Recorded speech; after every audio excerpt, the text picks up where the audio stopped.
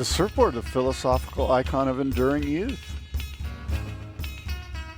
Where I eat, where I live, the car I drive, how I dress, the way I talk. Everything's been dictated by one thing: the pursuit of riding waves. It's horribly sad. It's horribly self-centered. It's extremely myopic, as I mentioned. It's immature, and it's shackling. It's a ball and chain. I want to be rid of this thing. Liberate me, O Lord. Let me go to Indiana and enjoy. The guest for today's show is Scott Bass. Scott was an editor and writer at Surfer magazine from 1997 to 2009. In the early 2000s, Scott started talking on the radio about surfing. That turned into Down the Line Surfing Podcast. And currently, Scott is co-hosting Spit podcast with David Lee Scales. He's also directing the Boardroom Show, which is an annual surf industry event. And he has a new podcast called the Boardroom Show Podcast, available on iTunes. I really enjoyed this conversation with Scott.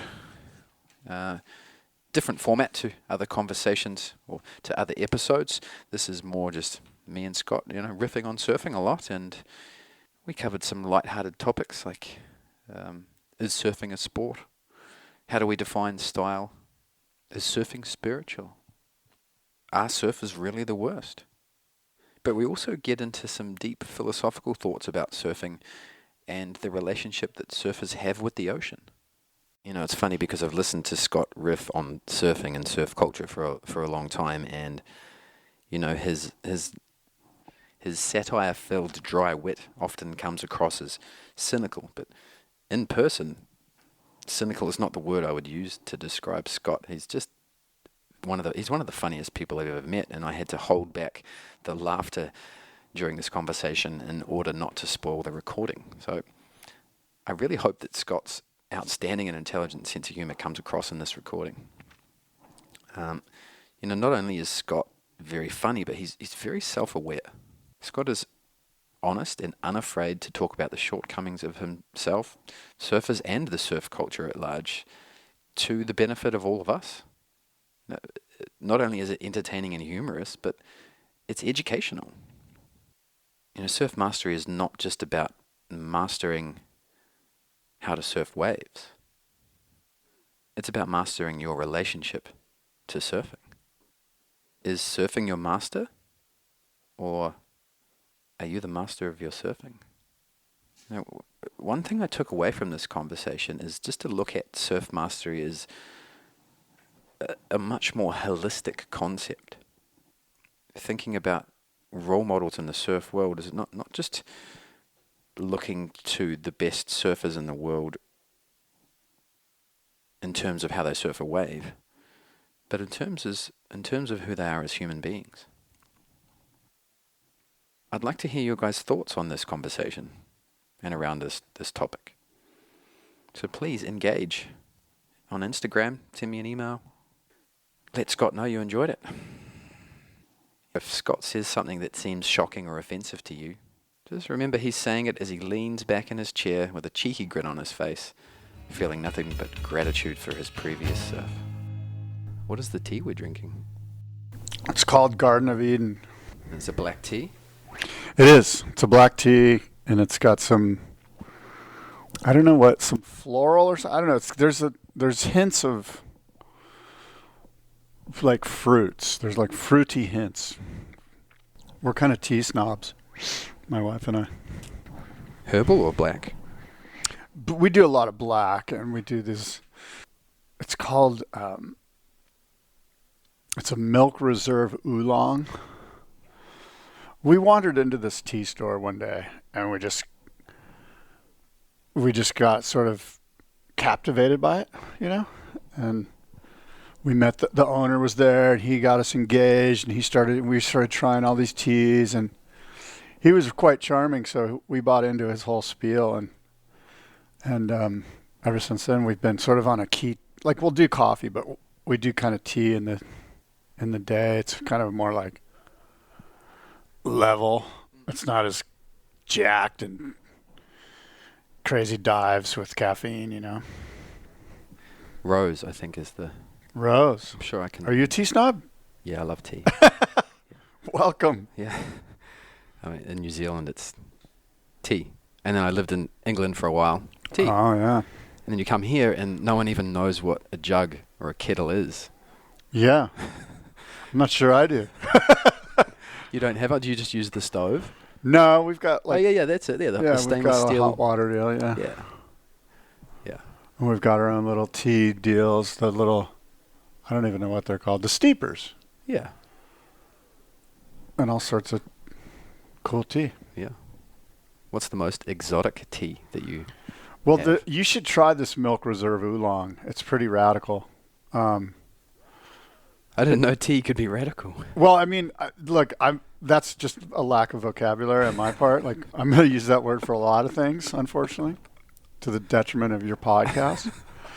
But this oolong, and I'm probably going to butcher the story, but basically these guys in China hike through this tea forest, and they get these certain oolong tea leaves, and they wrap them in this certain, I don't know if it's like, I don't even know what it is, but the end result is this super smooth and buttery, like butter, like a buttery tea.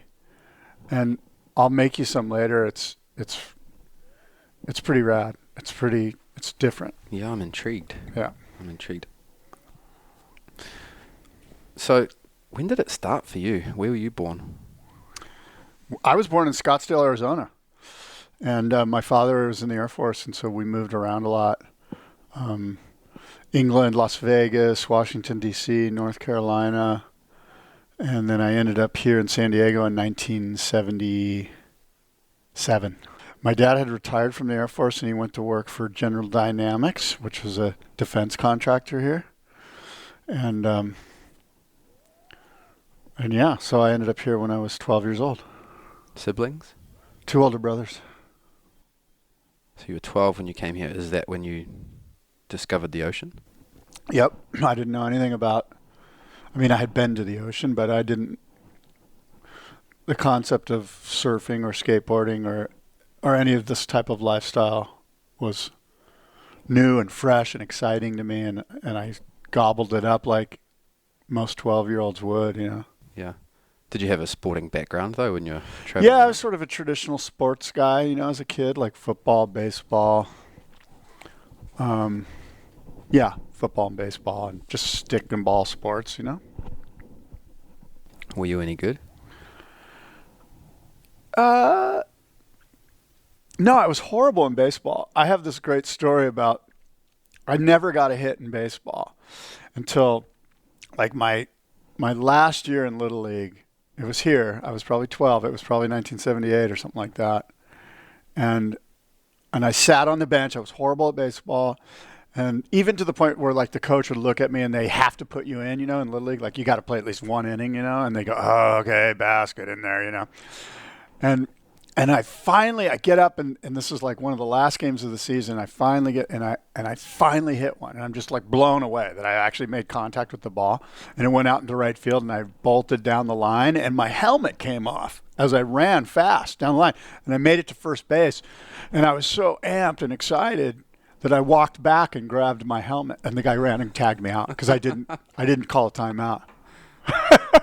That's my horrible Little League story. Oh, classic. And you ran down the line. And is that a baseball term? Yeah, there's like a line that you run towards the base. The bases are all sort of set up with lines. Yeah. Yeah. And then, so 12 years old, how did you discover the ocean? Was it just family swimming? Well, when we moved to San Diego, we moved right to Del Mar. Like the company my dad worked for put us up at the Del Mar Inn, which is right at 8th Street in Del Mar. So we literally lived for 6 months a block from 8th Street in Del Mar. So, I was naturally close to it, just proximity. And then eventually my parents bought a house right up here in Solana Beach, and we moved there. And just living in this area, Solana Beach, Del Mar, North San Diego County coastal, you're just sort of inundated with the ocean, you know? And and I started skateboarding. And my buddy lived right down on the beach in Solana Beach, and we kept our surfboards at his house, and he had boogie boards and surfboards, and it all just was sort of a natural progression from skateboarding, really. I started skateboarding, and then you're naturally just move towards surfing, I think, because a lot of it is the media, like the skateboarding magazine, Skateboarder, was put out by the same company that put out Surfer, and they were right next to each other on the magazine newsstand. So it was a 12-year-old kid, and of course those two sports obviously are pretty connected, and so it was just a natural move to start surfing, you know. Yeah. And do you remember your first surfboard? My first surfboard I bought from a guy, just like a guy that had quit surfing or something, and it was kind of beat. It was super down railed, real full and gross, and like a lot of nose rocker, and it was discolored, and you know, it had like a hideous old fin system box, you know, single fin box thing, and it had like a leash hole in the fin, you know, with one of those bungee cord leashes, you know. The whole thing was just gross. But yeah, so there wasn't an affinity. I wasn't like stoked. I remember the first board I was super stoked on was a Craig Hollingsworth board that I bought down here at the Nectar Surf Shop at Pillbox in Solana Beach. That was like the board where I like walked into a surf shop and went, I think I want this one, you know. I was clueless, you know. But there was a cute blonde girl named Joyce Sisson who was working there, and you know, she was 4 or 5 years older than me, and I'm 13 or whatever, and I'm just a stoked kid, you know. You know, the romantic notion of the surf shop, especially back then, when you just went in and there was the smell of the surf wax, and there's a cute blonde girl that works there, and there's all these incredible surfboards and some wetsuits. And that's kind of it, you know, and like you're just in heaven as a kid, you know, like that's just like, wow, you know, and that chick surfs and she's cute, and, you know, just the whole thing, you know. Yeah. What about you? When did I start surfing? Yeah. I'm supposed to be interviewing you. Right. No, I started when I was, when I left school. Actually, no, I remember the last day of high school, we had a sports elective, where instead of going to school, we went out and tried a new sport, and I tried surfing. And I remember I stood up on my first wave. Harvey Bowling, famous New Zealand surfer, surf lessons in a place called Wanganui. And I stood up on my first wave, and that was it. I was like, this is what I want to do. Yeah. Yeah. It's fascinating, huh? Yeah, it is. Why is that, do you think? What is it about surfing? It's a multi-part question, really. The answer's multi-part anyway. Many people have tried to answer that question, and I think we're going to answer it today. Yeah, all right. We're going to get to the bottom of it. I think ultimately everyone has something, right? Whether it's cross-stitch or skateboarding or skydiving. Yeah. Or owning a fast car and looking after it. Everyone has something that, you know, they have to look forward to, something they want to get better at, something they share with friends, something else they can connect to. I think that's a big part of it. Yeah. Yeah. Connecting with nature is a big part of it. You know, sometimes if you just paddle out and if you don't even catch many waves, it's just fun to paddle out there. Yeah. I don't think I've ever regretted a surf, put it that way.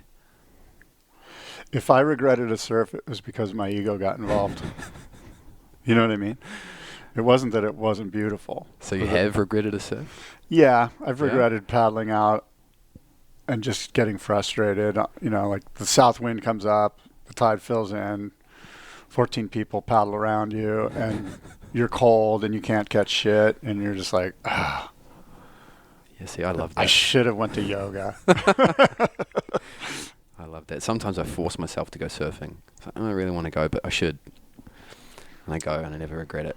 Yeah, I understand exactly where you're coming from. It's very rare. And especially as I get older, now it's more about, if I just get wet, that's like all gravy, you know, like, so I'm in a better place mentally where I can just go, like today, you know, like it was beautiful and glassy and warm. And when I'm suiting up, I'm like, look, I just get to get wet and move my arms and get some exercise, and I'll do some sprint paddles or whatever, and I'll just stay involved and stay busy and be grateful and have a moment, you know, some quiet time and and just be thankful, you know? Yeah. And it actually happened this morning where like I wasn't moved to tears, but I was emoting, you know, like how grateful I was. Because it just so happened I was surfing where I learned to surf, like when I was a kid in Del Mar at 19th Street. And it was beautiful and glassy, as you know, because you surfed this morning, and gray, and it had that muggy kind of tropical feel, and there was no one around, and there was these little crappy waves rolling in. And I was just really grateful, you know, I was just really thankful, you know. And so it's those times where there's definitely a spiritual, and I'm the first one on my podcast to just go, please don't tell me how surfing changed your life and it's all, you know. I hate all the spiritual cliche crap, but I'm about to go into it because I do believe in it. I do believe that that's a part of it for us. So it needs to be said, but it's just like, okay, it's been said a million times, but I'm going to say it. There was a spiritual moment. Yeah, it is spiritual. You're right. Hard to define. I mean, I think spiritual means something different to everyone, just like surfing is something different to everyone. Yeah. I think if you can have introspection, then you're sort of open to a spiritual aspect of whatever it is, your life, hopefully, you know. So if I'm out there and I have the ability, like a quiet time to kind of zen out, like to have some moments where I'm not like frothing on when the next set is going to come, but I'm much more engaged in the little bubbles that are around my fingers and the smells. Like if I can try to get to that place, and believe me, it's only 5 seconds, or it's not like I'm some Zen master out there or anything, and I think that's true with whatever it is, as you mentioned. Maybe it's yoga, or maybe it's polishing your car, or whatever. But I think that's when I enter the realm of the spirit, you know, when I can have quiet time and it allows me to have a little slice of humility where I'm just right sized. I'm not, don't you know who I am?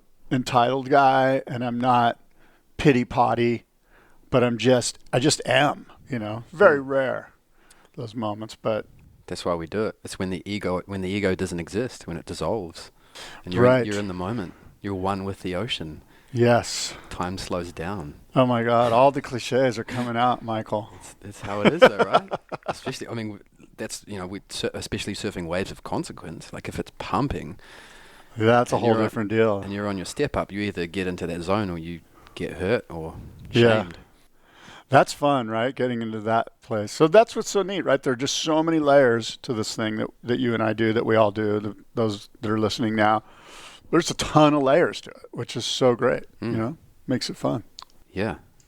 Yeah, it's almost like surfing is a bunch of different sports or pursuit in its own. Also, I think something that gets a little bit overlooked once in a while, I guess it depends where you're from or where you surf, but here it gets overlooked. But it's the one time that we enter the, what's the phrase I'm looking for? We enter the animal kingdom, like we enter the food chain is what I'm thinking.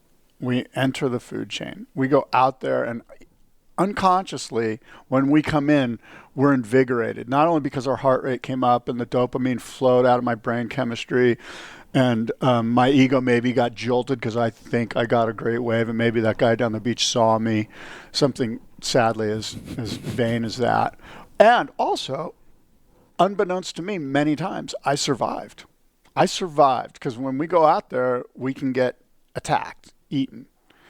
And sometimes there's like, you know, there's a little bit of some of that joy, I think, comes from, wow, that was invigorating. You know, like I faced it but again, I think that's real subconscious, sometimes unconscious.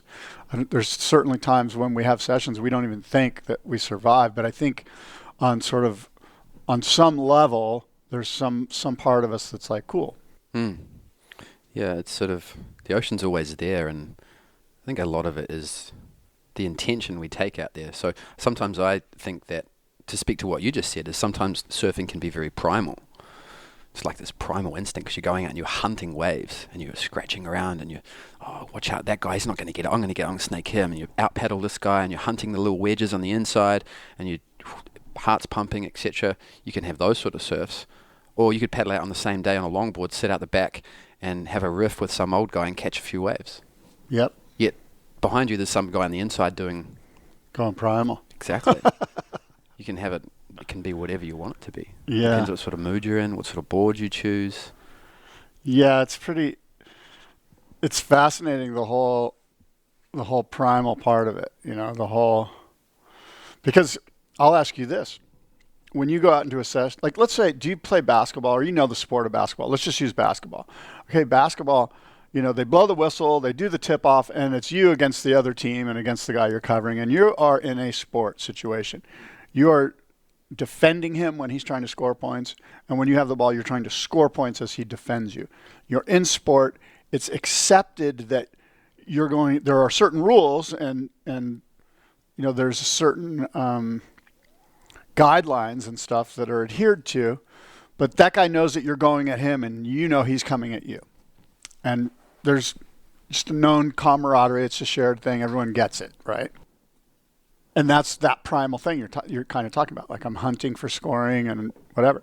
But with surfing, I can be the guy on the longboard having a chat with a salty dog, and then there can be somebody that comes out that's primal, and you're just not in the primal mood. You're just like, dude, really, come on. Can't you see I'm having my moment with this guy and with nature? And this guy's just like, and so the whole psychology of the lineup is kind of fascinating, how it all plays out. And it could be argued that guy, the primal guy, is correct. He's out here in a sporting mood, and he's going to hunt and outposition and catch more waves than you, and that's because that's what the sport of surfing is. Who can catch the most waves and rip the hardest? And other times it's not that. Other times it's you and me, salty dog guy. We're talking on our longboards to whoever, and we never know which. And many times, as you know, both of those things can happen in one session. Like, you can be primal guy and then kind of get tired and just chill out and be talking to some mate of yours, and before you know it, you've wasted 20 minutes chatting. You started primal. The whole psychology of it's kind of fascinating. It's also frustrating. Yeah, with line-up politics, isn't it? It's. I guess if you call surfing a sport, it's like unlike any other sport. I mean, even something like snowboarding, there's a certain etiquette. Like, there's the black runs. You don't go on the black run on a big fat old school snowboard and get in everyone's way. Right. Someone's going to notice and complain, and you'll get kicked off the mountain. Yeah. There's a structure around most other sports. Whereas a lineup, it's sort of like an untold etiquette that some people just completely ignore. And then rules are lame. Rules are Think lame. about it, but actually rules are important. Yeah. See, it's just this constant flux of what's right and what's wrong. Should we have? What do you think? Should we have rules on the beach carved into a piece of wood that says, "Do not"? Guy on the inside has priority. Should there be a sign at every beach that says that? Should every surfer know that? And is that even really the case?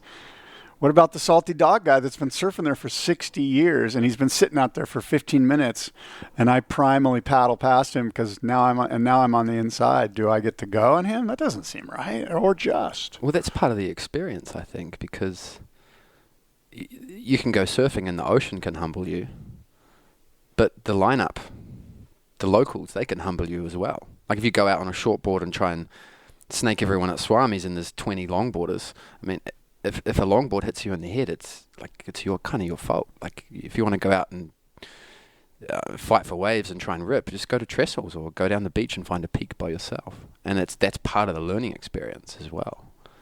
Yeah, that's what makes surfing so cool. It's not just the ocean you have to deal with. You got to deal with surfers, and surfers are the worst. Surfers are the worst. That's how you got to say it. No, you can say it any way you want. I like to elongate the worst word. Like, surfers are the worst. Did you? It's pretty seppo. Did you coin that term? Actually, a dear friend of mine, who's a writer and is a professor at a local university, and he's a surfer. He's written some surf stuff. I used to work with him at Surfer Magazine. He's the guy that's convinced me that surfers are the worst, and it's true. We are extremely self-centered. Yeah, we can be. Yeah, I think a lot of surfers are we seek solace a lot of the time, right? We kind of try and seek solace in a crowded lineup. That's stupid. Doesn't that we seem do. backwards? We sit there trying to move, not talk to anyone, just look for waves, looking for solace, and Do you think surfing's a sport? I think it's, yeah, it is, but it's not for everyone. It's only a sport. It's a good question. Define sport. Yeah. Here's what a sport is. Okay. I'm going to throw this out there for your listeners if they haven't heard my spiel already. A sport is there's a couple things. First of all, you can't wear dress slacks. You can't smoke cigarettes. You have to be scoring your own points. You can't be judged. You have to be defending. You also have to be defended. When you score your own points, you have to be defended. And there's a few other ones in there too. But those are sort of the rules that make up a sport, in my mind, my opinion. Mm-hmm. Now, surfing, and the other one is you can't be subjectively judged, which kind of goes to the whole you got to score your own points. Anything other than that is an athletic endeavor. For instance, golf, you're not defended.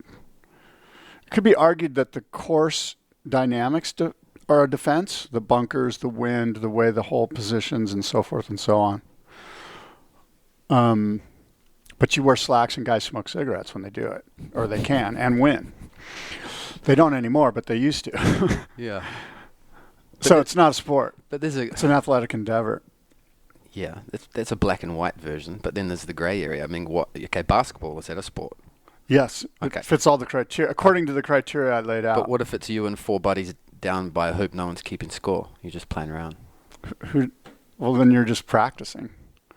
But you're still playing basketball, and basketball is a sport. Well, if you're not having a game, if you're not keeping score. So it's just an athletic endeavor at that point. It's practice of the sport. So I would argue that competitive surfing is a sport. Right. That's where I'm trying to get to that place. But then by your definition, why? Not really. Well, no. So there's guys that are judging you that aren't even as good as you. Yeah. Subjective judging just leaves way too much gray area. But there's no, gymnastics. I know. Athletic endeavor, not a sport. Just throwing it out there. It's good fodder for the listeners to chew on. Most people disagree with me, and that's fine. Yeah. It can be. Because I love the sport of surfing, which is the weird thing, right? I'm a huge fan of what the WSL, or not the WSL in and of itself, but I love the idea of competitive surfing. And it's manifest now as the WSL, and before it was the ASP, but I can watch, a non-sanctioned big wave event and be engaged by the sport that's taking place, Yeah. You mentioned on your last podcast, it's hard to relate to a lot of surfing now. I think maybe your guest said that. Like back in the day, it was even. I think the analogy you guys use is it used to be that the local guy who rips was almost as good as some of the pros. Yeah. And nowadays, the pros, with all the training and the amount of time they put in the water, they're so far ahead of anyone else that it's almost not relatable. Yeah, I think you're right. On a certain level, absolutely, especially what we just saw with Felipe and Idolo and all those guys at J-Bay, the stuff that they were doing. I think what is a great equalizer is big waves. I think when we get all of us and it's like, okay, it's 10-foot Puerto Escondido. Guess what? You're not going to be doing little flippy aerials, right? That's for the kiddie pool. This is where the men paddle out and we prove ourselves the way we've always proven ourselves as men in the ocean, way back to the days of, Felipe Pomar and, Greg Knoll, before him even, right? George Downing and Makaha. Like, it was always about big wave surfing. Big wave surfing is really where you looked to for your champions. And so that's the equalizer because, look, we all know that if we're going to paddle into a 10-foot bomb at Puerto Escondido, we got to put our heads down. We got to put ourselves in position. We're not going to be doing much, but a lot, which is paddling into a mean wave and standing up and doing a mid-face turn and pulling into the tube. And that's something that we can all relate to. So you're right? It's some of the radical aerial stuff, especially guys my age. But I appreciate it. I love it. I mean, what Felipe Toledo was doing last week at J Bay was fascinating. It's incredible, you know? Oh, yeah. Oh, yeah. It is. Yeah, but I don't go try to do that. Yeah. That's interesting. Yeah, like I'm a pretty average surfer, but I've surfed triple overhead outside reefs on a gun, but there's no way I can do an air on a 2-foot wave. Right. Like, do you want to? Not really. Yeah. I mean, that would be fun to be able to push my body like that when the waves are small. I'm in awe. Yeah. When I go out and I'm struggling to catch waves on my fish and some guy comes out on a toothpick and just is doing roundhouse cutbacks and aerials. Yeah. That blows my mind. Yeah, he's doing roundhouse cutbacks on the wave. He's doing aerials out of the wave.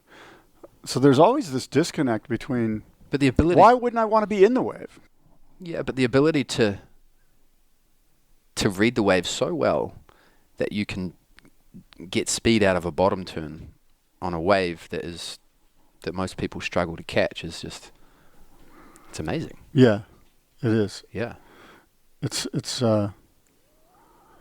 in that regard, it's sort of a young man's endeavor. Kind of. I know, Liz, you're on the prowl. You're constantly trying to improve your thing, which is awesome. I am too, by the way. I think everyone is on some level. Just most people aren't willing to admit it. You know, I took off on a wave today, got to my feet, and fell flat on my face. Lost my board. I was just like, wow.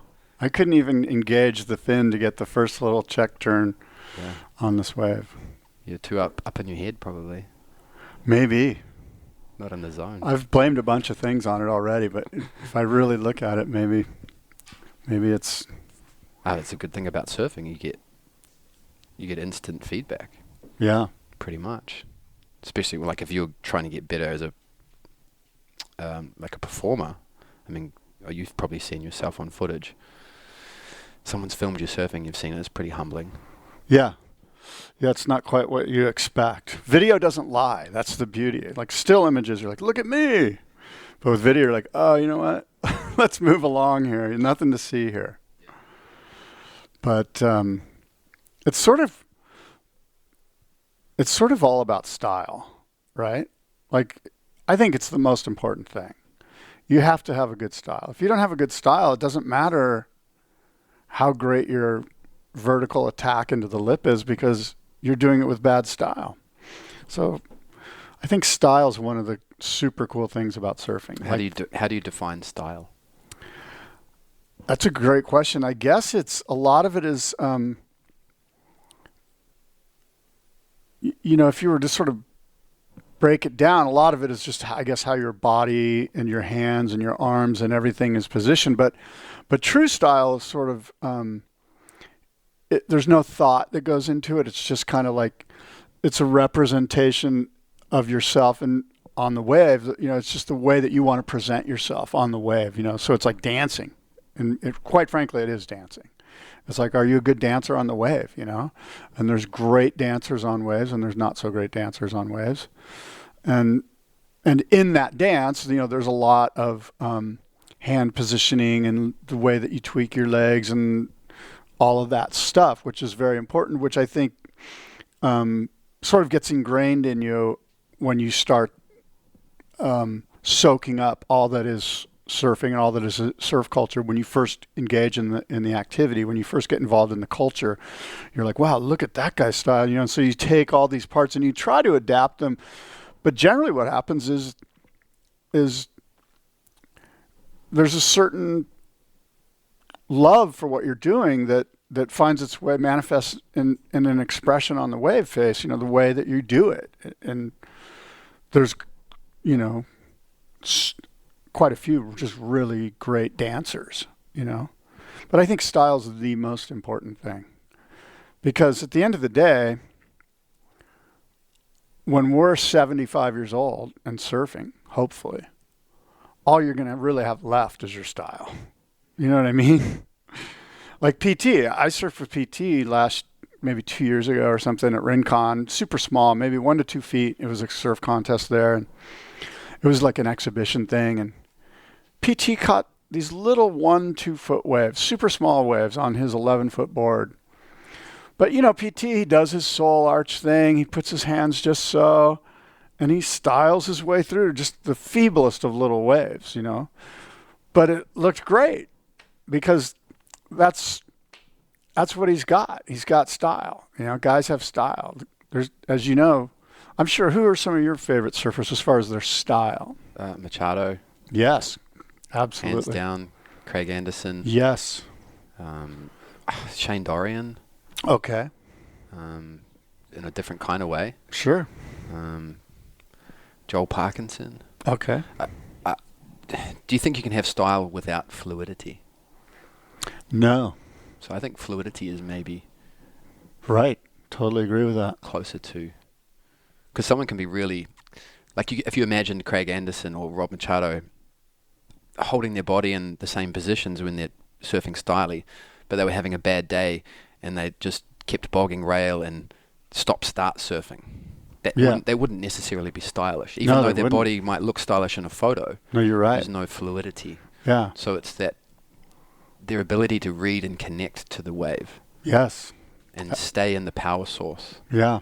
just allows them opportunity to move their way they want to move. Yeah, they become as one, right? Guys with really good style, it seems like they're as one with the wave. Like they're just super tuned into it. Yeah, and all the pro surfers I've met and talked to as well, that they describe the feeling of good surfing as connection, being connected to the wave, connected to the power source. Yeah. And when they feel connected, there's almost nothing they can't do. Because the speed's there, the power's there. You can apply pressure in the right places and do your thing. Who else has great style? There's one you're missing that's just... It's there. I mean, Curran. Thank you, yes. Tom Curran, perhaps the greatest style. This is full California bias right here coming out of Scott. If I could click my fingers, it would be Rob Machado any day, I think. Yeah, I would agree. Rob's insane. Rob probably tracks his style to Lopez. Craig Anderson, I'm sure, tracks his style to Rob. I'm just guessing based on they're sort of similar. Lopez tracks his, I think, to Jock Sutherland. So there's this lineage of styles too. Dave Rostovich, by the way. Yes, of course. Rosta's got insane style. So my question to you is, do you think that Rob Machado and Dave Rostovich have the greatest styles, like right now, of contemporary surfers? Yes. Then aren't they the greatest surfers? Aren't they your champion? Yes, but I think Dane Reynolds has style I do too. Totally love Dane Reynolds' style. Some of it, I don't even know if... I've always thought he looked like Davey Miller, who's a guy you probably don't know, but he's a guy from Ventura that sort of has a similar style. At least I see it in Dane. But for sure, Dane Reynolds got a great style, super good style. Yeah, and of course, Steph Gilmore. Yes. And then I'm not... Princess Diana. Yeah. She's just... Yeah, I mean, she's so stylish. Yeah. Her timing is perfect, and it gives the illusion of power too. Who's got bad style? Really, do we want to go Here there? we go, Michael. I'm taking over. No, you don't have to answer that.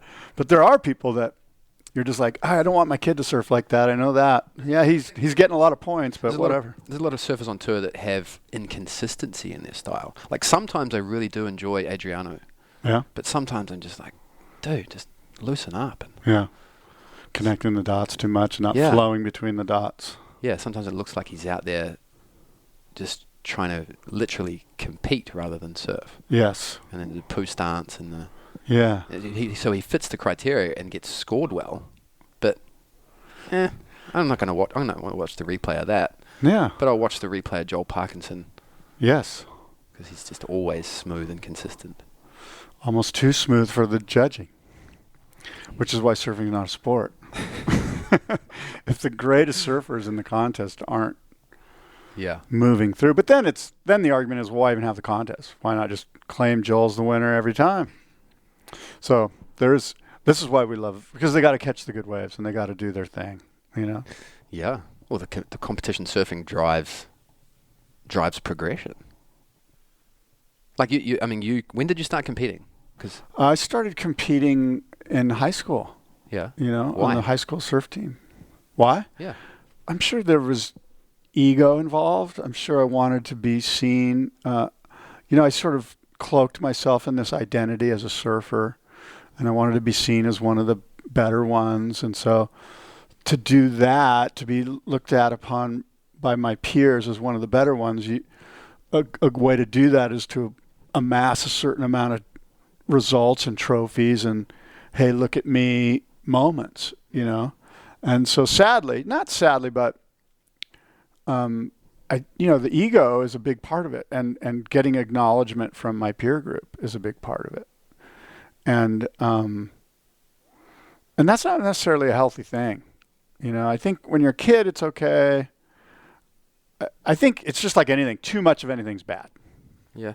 Well, if we go back to... Sure. Do you think David Rustovich and Rob Machado would be as good as they are now on alternative equipment if they hadn't learnt how to surf the wave in the pocket on performance shortboards?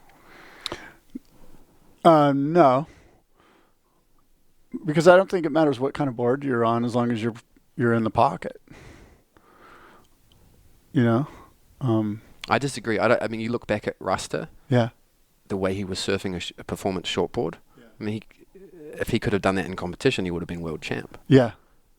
I just can't. If he hadn't had that background and he had only surfed fat fishes, I don't think he would be surfing those fat fishes the way that he's surfing them now. That's probably true. You've changed my mind. Because you can ride a fat fish in the pocket, fine, if you know what you're doing. Yeah. But you can also ride a fat fish just flat and down the line, fine, and it works. You can. There's so much leeway. But if you're on a performance shortboard, there is only one way to surf that board, and that's on rail in the pocket. Yeah. If you're not on rail and in the pocket, it doesn't even work. It's like a performance shortboard forces you to surf the board on rail all of the time, close to the power zone. It's kind of relative, though, isn't it? Like when you think about like Rabbit Bartholomew or the guys that were riding single fins but trying to progress as radically as they could, Sean Thompson and that mid '70s era before the twin fin really took over. I mean, those guys jumped to the better board and surfed well, and then you could argue that they can get on a fish and still. So I don't know if I agree with you that those guys, Rasta rides alternative equipment incredibly because he was in tune with surfing at a very young age. I'm going to suggest to you, regardless of the equipment that he just so happened to be on really great equipment because that was the era he was in. But Wayne Lynch was on freaky equipment, and he can do all that stuff. Is he Dave Rostovich? No, but I think there's you have to put it in context. I see what you're saying.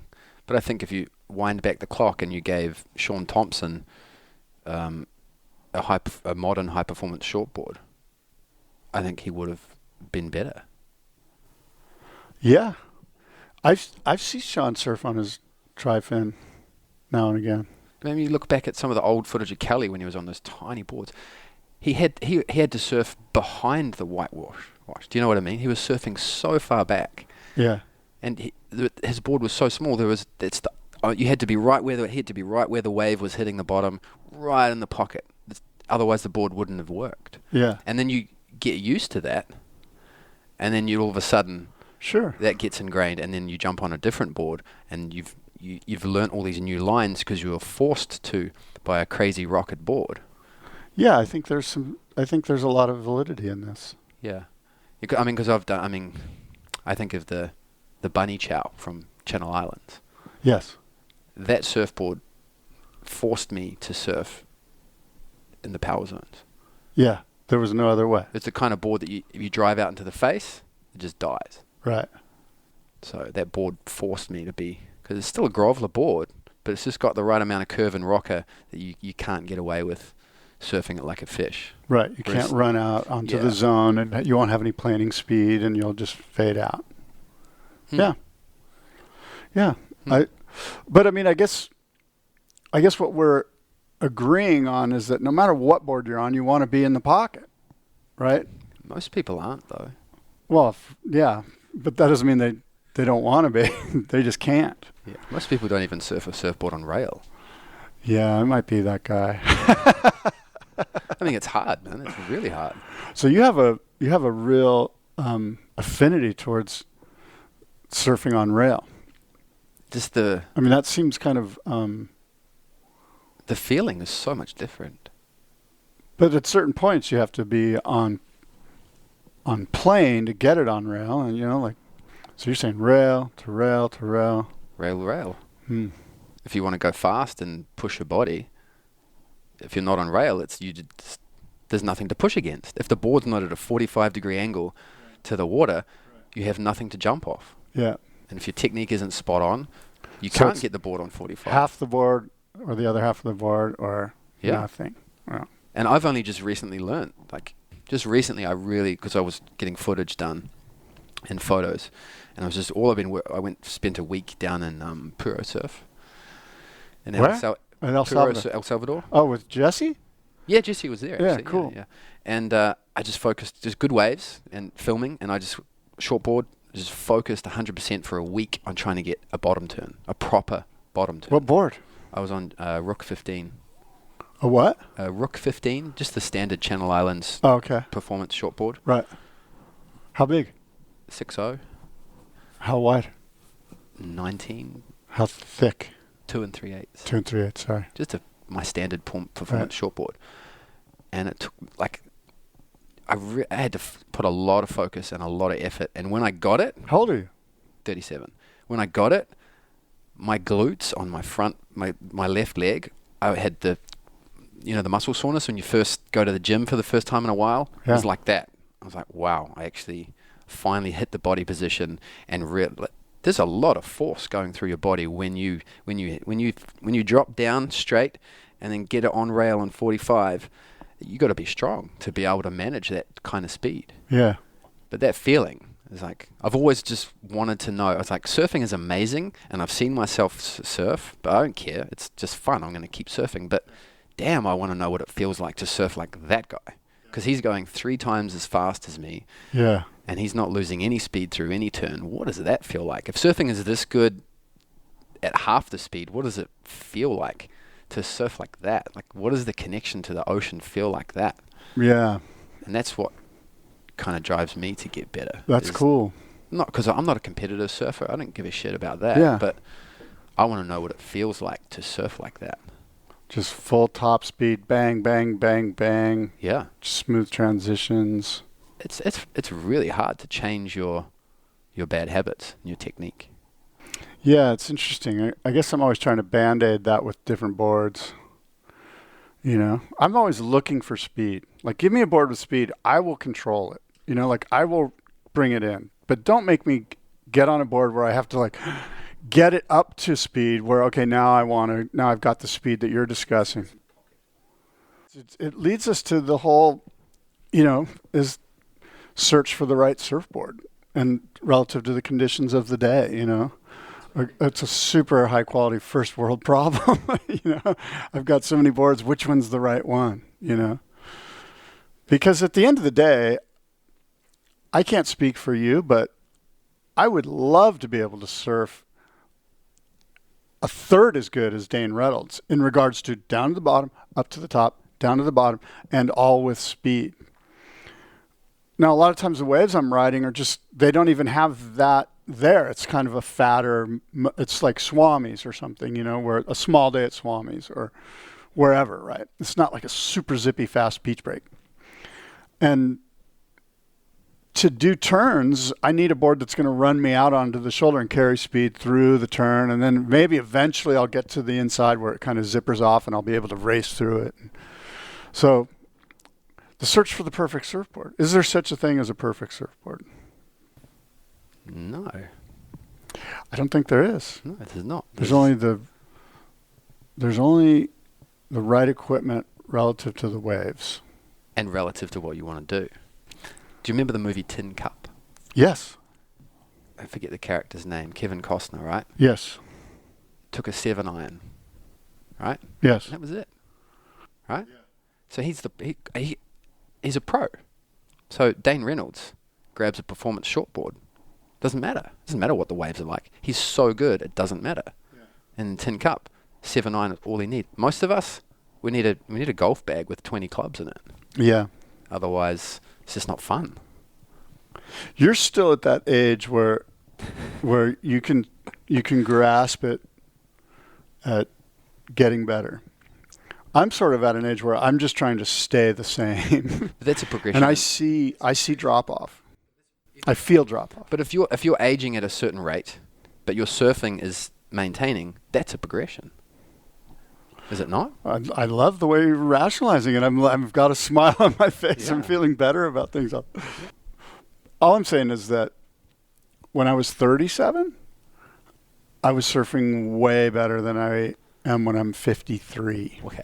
How do you define good surfing then? Taking the board wherever I want to take it, when I want to take it there. So there's no frustration. Yeah, and there's no thought. Like the idea of going, I'm going to drop in on this wave and I want to do a bottom turn at this point and a top turn at this point. When things are clicking, everything's just flowing together, a la Craig Anderson or all these guys when you were talking about fluidity. And sometimes the fluidity is missing now that as I see myself get older. And because of that, I will go to boards with more foam because I want to enjoy my experience, of course.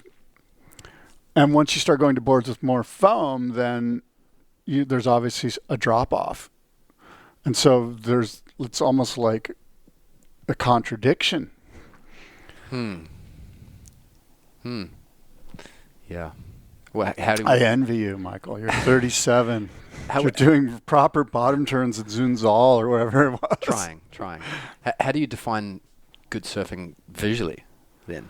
That's your experience, but how do you define it visually? You mean when I'm watching somebody? When you're judging someone? Well, literally, styles, fluidity, I mean, you've kind of nailed it, really. I love that word. So it's just about, in my opinion, it's about, you can tell when somebody's having a really good time. Like the really great surfers are having a good time. They're fluid. They're in the critical part of the wave. They're judging the wave before it even happens 25 yards down the line. They're just in sync with it all. It's all flowing. It all becomes one. It's very natural, tons of fluidity. And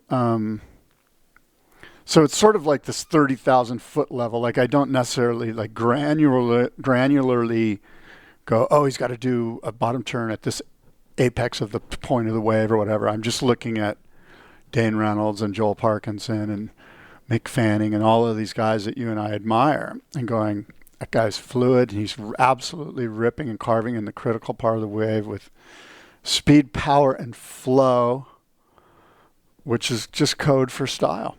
Flow of fluidity. It's just another it's a synonym for style. Yeah, it's a good way to describe it.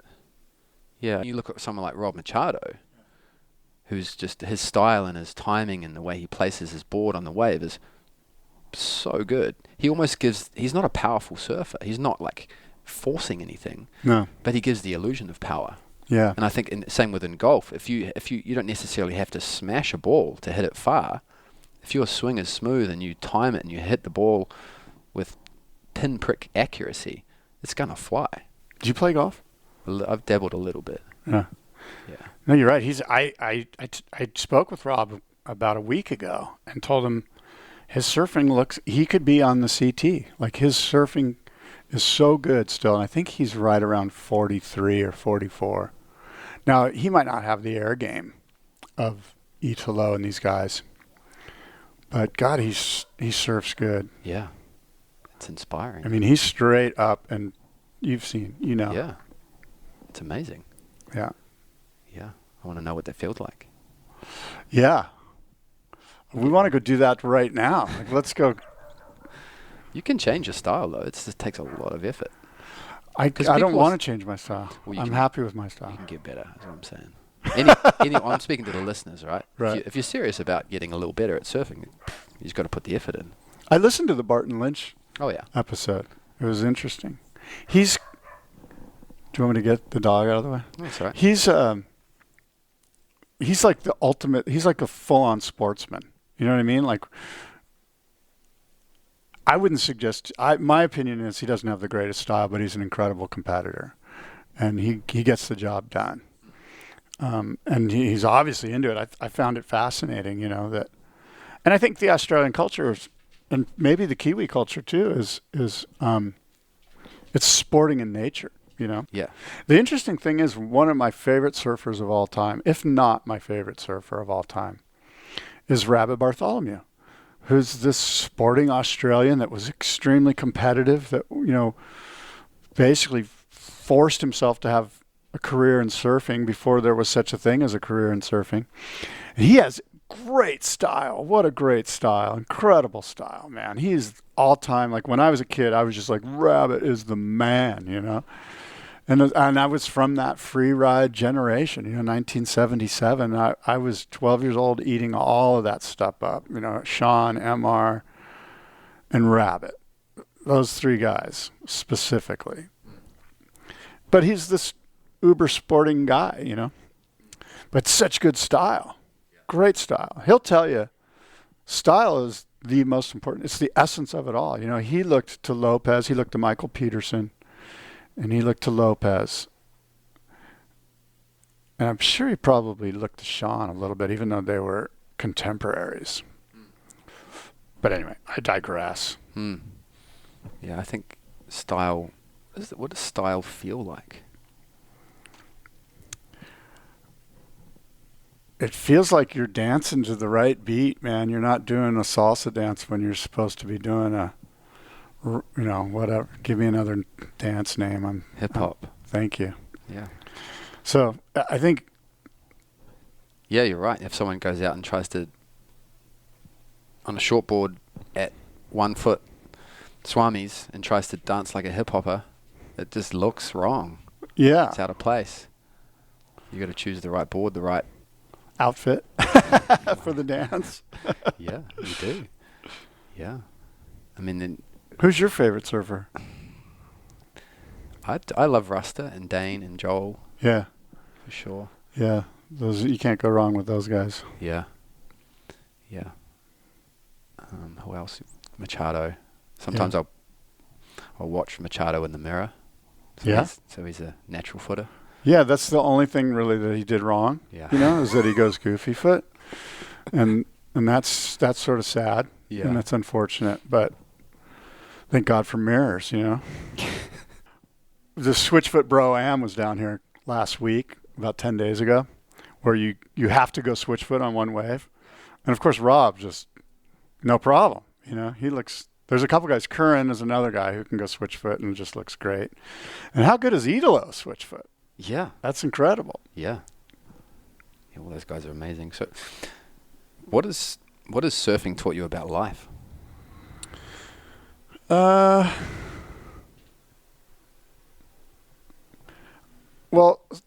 surfing, that's a good question. What has surfing taught me about life? I don't think I learned a lot about how to behave from surfing that's very good. Most of my behavior regarding surfing is extremely self-centered. It's selfish. It's a selfish pursuit. It involves a lot of ego, and most of the good stuff that I've learned about how to behave and how to be a mature man in society is from mentors that don't even necessarily surf, So, I mean, certainly, there's a certain sense of humility that occurs, like when you get slapped down, and I've never really thought about it. That's a really good question. I wish I had some canned response for you, but it's almost like I need to journal that out. As I sit here and think of it, what has surfing taught me about life? I mean, there's some kind of like top level stuff like how to read the ocean. I'm very engaged in weather and meteorology and that stuff, and the Madden-Julian Oscillation Index and Kelvin waves and, El Nino. And so it's made me be engaged about the world around me, why the clouds move the way they do and why the hemispheres act in the way that they act and all of that stuff, Maybe Okay, what has life taught you about surfing?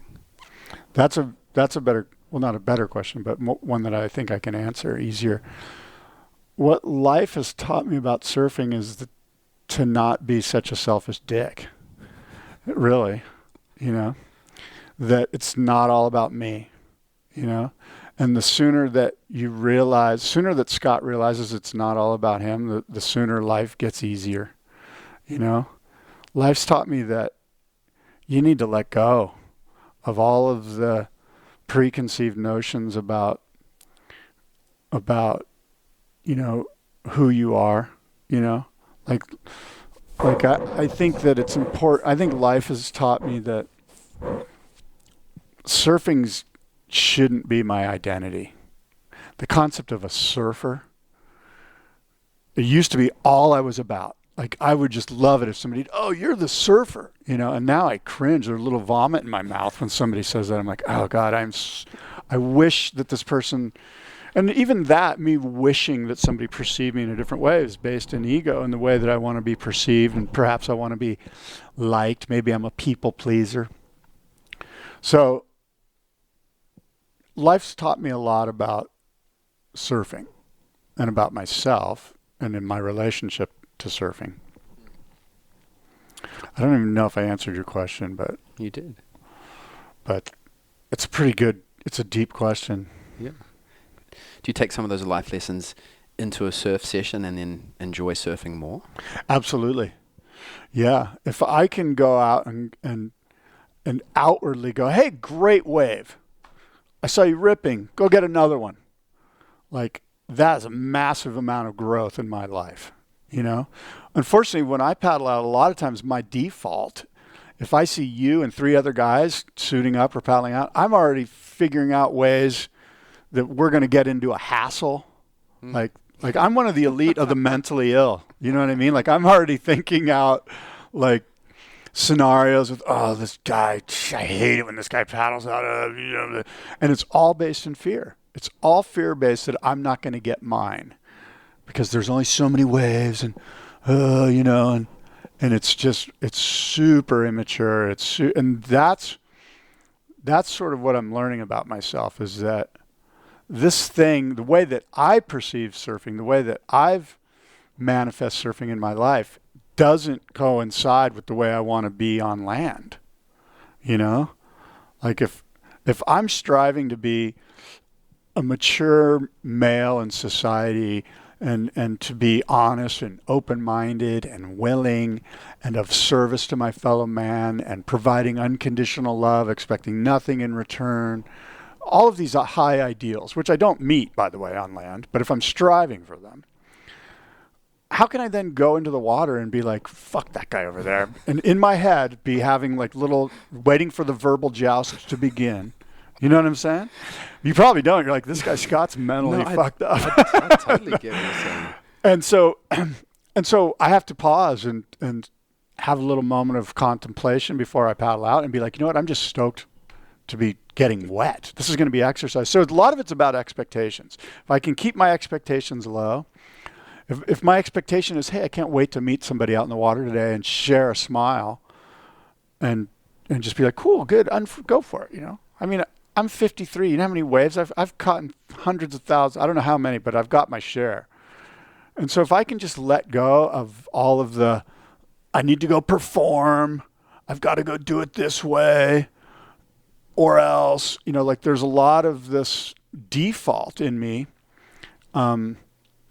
that probably would be the same way if I was like a baseball player or whatever. I might have these same defaults. It just so happens that that's the way sometimes I look at surfing, you know, like it's just because of the limited resource, the limited amount of waves and the numbers of people, you know, there can be a lot of selfishness. Surfers are the worst.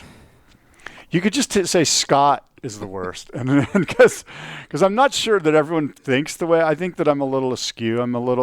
There's this, like I said, I'm probably one of the elite of the mentally ill. You know? Yeah. Well, you know, the wave pools might change that, because the preciousness of a wave to yourself might not exist in 10 years. I agree. I'm excited about that, not for that reason, but I think the wave pool thing is taken off.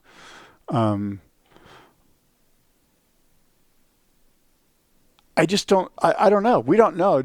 I mean, because we spoke earlier at the beginning about how incredible surfing is, not necessarily by our performance on the wave, but just the whole nature thing. Like I get to go into the ocean. There's kelp washing around. There's seals popping up. There could be a great white shark that attacks me. The waves are pumping. Look at the sun just popped out. The fresh breeze. How about the smell of trestles when you're walking in? The lavenders. All of these things. I agree, but you can't take that in. Like golfer's analogy. Right. Let's say that the only time you ever got to play golf or practice your swing was when you're on the course and there's people behind you and there's people in front of you. All of a sudden, that you get maybe 4 or 5 attempts at your swing, but the pressure.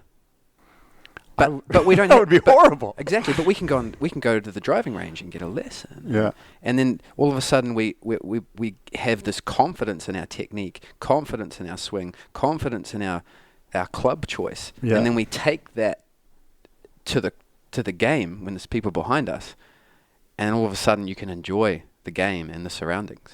So if the wave pools give us the opportunity to improve our technique and do you know what I mean? If they mimic the ocean, right? Because the one thing about the wave pool, I don't know, where have you surfed any of these wave pools? No, I haven't yet. No. The one thing that's missing is this idea of being able to judge the incoming swell, because the wave pools, or at least Kelly's, is very systematic and very Orwellian and very much your wave is coming in 1 minute, and man, there's some pressure.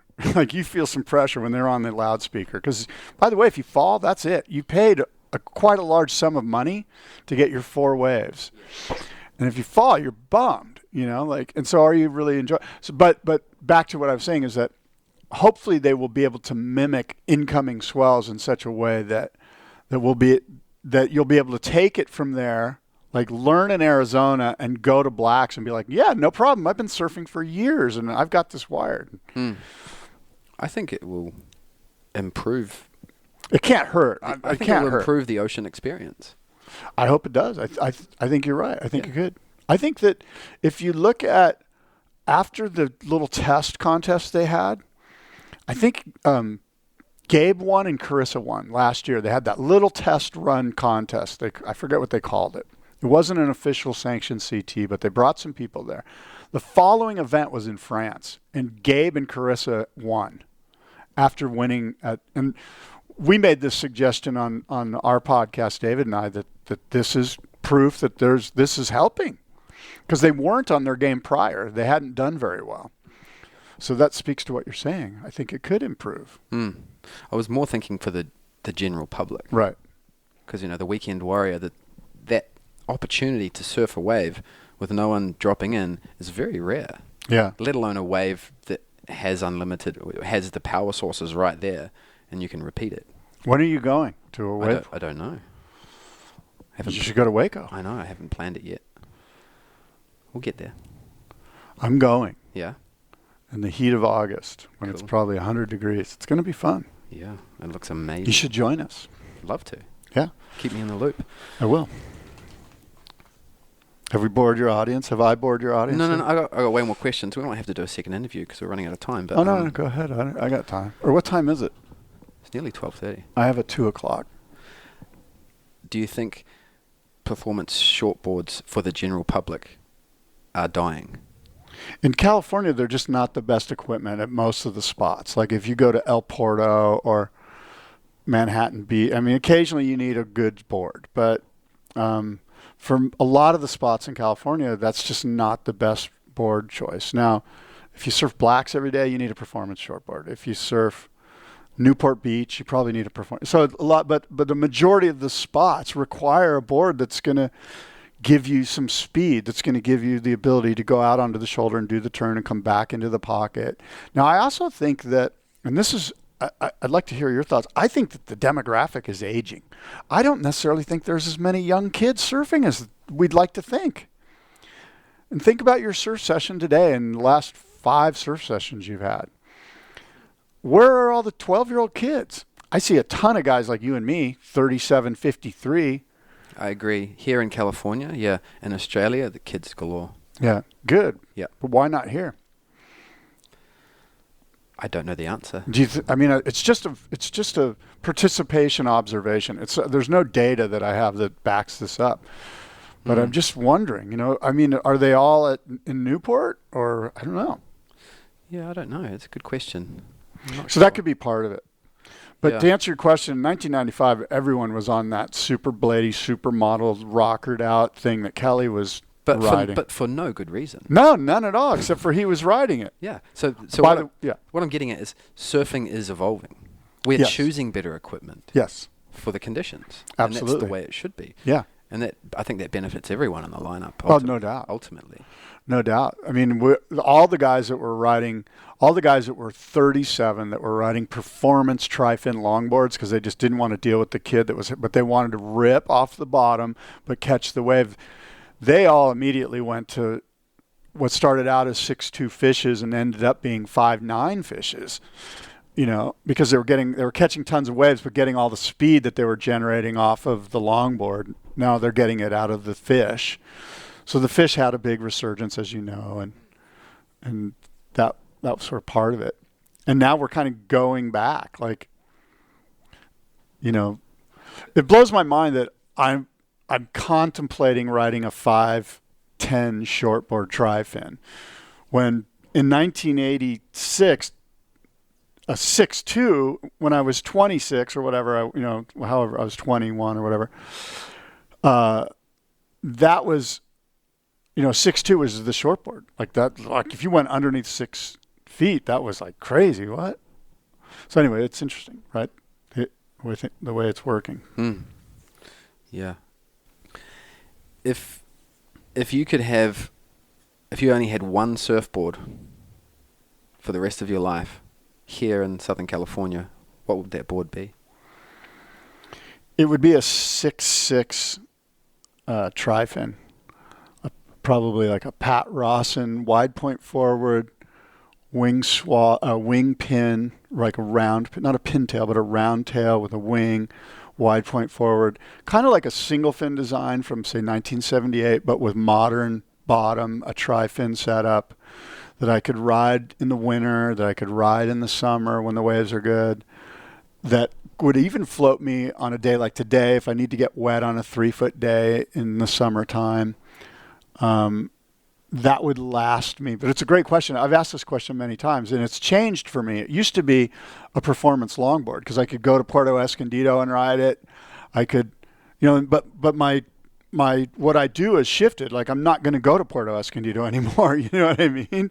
And so for the rest of my life, if this is the only board I get, I know when I'm 70, I'll be able to paddle it around and surf at Swami's and catch a few waves and, go to Black's and surf it and go to Oceanside and ride the beach break. And it's going to get me around and I'm going to enjoy it. Like I enjoy that board today, Okay. Let's assume same question, but 5 surfboards. If you had 5 surfboards for the rest of your life and you weren't limited to Southern California, you could go on trips. Yeah. What would those 5 surfboards be? Okay, one would be an 11-foot glider. Another one would be a 9-foot sort of quasi nose rider, but kind of performance-y. Another one would be that 6'6" board that I mentioned, right? The Rawson single wing round pin. Another one would be a Wayne Rich sort of tweener board, like not a fish, but not a high performance short board, like wider, kind of rippable little wide board for summertime, 2 to 3 footers that'll just get me around. And the other one would be a 6'3", like a Mayhem, like a Lost 6'3" performance shortboard that I could take to like Salina Cruz and ride the right points, or I could take the Blacks on a good day, and it's gonna get me into all those positions that I hope to stay in, up into the pocket. I'm gonna try to rip like the pros rip, even though I'm not going to. So those would be my 5 boards. Yeah. That was easy because those are the boards I already own. They're sitting out there. How many boards do you own? Oh, God. I own too many boards, probably 35 or something like that. But I'm in the board business. Yeah, so exactly. Yeah. it's all tax write-off. Might as well order them. You can never have too many, right? As long as you got the space. You're in the surf industry. You can write off all your boards. I don't know about that. What else do you do? My background is personal training. Oh, okay. That's right, yeah. Yeah, I'm doing a lot of neurology stuff at the moment. So a lot of high-end performance, the sports vision, high-end performance stuff, and then also injury management. So the neurology stuff is very effective for high-end sports people because we're training the eyes and the balance and other things, the brain essentially. Right. But it also is phenomenal with dealing with pain, chronic pain especially.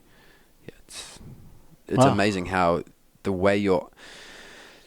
better your eyes move, the more accurately they move, the faster they move, the more awareness your brain has of both eyes working together, the less pain you're going to be in. Wow. And the more freedom your body will have. That's pretty cool. It's just one example. Eye exercises? Yeah. Yeah. Is there a quick eye exercise you can give me? Like, You need to assess. Yeah. Yeah, you need. There's not just it's one not that- blanket. It's not one blanket exercise that you give everybody. That's a very simplified. Like, how about close your eyes for 8 hours at night or something? That's important. Yeah. Dark room. Yeah. Dark, cool room. Yeah. All that stuff. Yeah. Internet radio, surf talk radio. Yeah. Why did you start it? Well, as you may know, I was at Surfer Magazine, and I was the online editorial director there, and this was around 2001, 2002. And I had always had a fascination and an affinity towards sports talk radio. Like, I listened to sports talk radio. I'm still to this day a big fan of NBA basketball and NFL football, and I'm just engaged in sport. So I would listen to sports talk radio, and I'd be like, surfing needs sports talk radio. Like, why don't we have this? You know, like, we could talk all day long. And of course, I'd be in editorial meetings, and we'd be talking about, well, let's do an interview with Laird, and and in those meetings, I'd be like, we should just be recording this right now. Like, this is fascinating. You have 4 editors in here talking about Laird and, oh, the way Kelly's doing this, and like, all of that stuff people would eat that stuff up. We need to just talk about, like, let's just have our editorial meetings be on the air. And of course, they all poo-pooed it because they're all print guys and writers, and like, no, like, there's a lot of like highbrow surf journalist wannabe snobbery going down, you know. Surfers Surfers are the worst. And I would literally just go in there with my video camera and go, I'm filming you guys right now, you know. Like, we'd have meetings, I remember, for the big issue one time, the big issue of Surfer Magazine, which was a big deal back then. And I would just be filming it and just hearing all the ideas that were going on. And they'd be like, please don't put that on the internet, you know. So anyway, that's kind of where it came from. I'm like, we just need to do internet radio. Let's just talk about this stuff. You know, why are we so concerned that we have to bottle it up and only put it out once a month in print? You know, like, that's stupid. And so I went to my boss. I'm like, well, let's do internet radio. And he's like, no. And I'm like, okay. And I just walked out and ordered all the equipment and just did it, you know. And because I was sort of frustrated. There's nothing more frustrating than being an online editorial person in the year 2000 at a surf magazine, where they're like, no, you can't have that picture. You know, like, every little picture they would hoard, and every little word and every little, you know, interview, they just wouldn't give you a dime. And you're like, you guys, there's this thing called the internet. I don't know if you've heard about it. It's going to be huge. It's the year 2000. Everyone's got high bandwidth. Guess what? It's on. Let's go. And they'd all just be super print consciousness, and it was just so frustrating. So I went rogue, basically. And I bought a camera, I bought video stuff, I bought all the internet radio stuff, and from there I just started doing it, you know. And then, you know, I did it for a while, and luckily, because I was at Surfer, I have all these pro surfers who would just walk through the offices, and I go, hey, let's grab this guy and interview him, you know, and we'd do an interview, and it kind of took off. And Rob Machado, actually, and his uncle Ed were doing a show in San Diego here on an FM station. It was called Off the Lip. It was basically Ed, Uncle Ed, and Rob, when he was in town, would come in and do it with him. But Ed was like, hey, since you do this already at Surfer, why don't you join me? And when Rob's here, Rob will be here. But more often than not, it was me and Ed. And then one of the sales guys at Free FM, where they were doing off the lip radio, was like, hey, let's just do you over here at this sports talk place, which was another radio that he was selling for. And so then I ended up being on sports talk radio here in San Diego on Extra Sports 1360, and we did that for a while. And then eventually that imploded. There was no money there.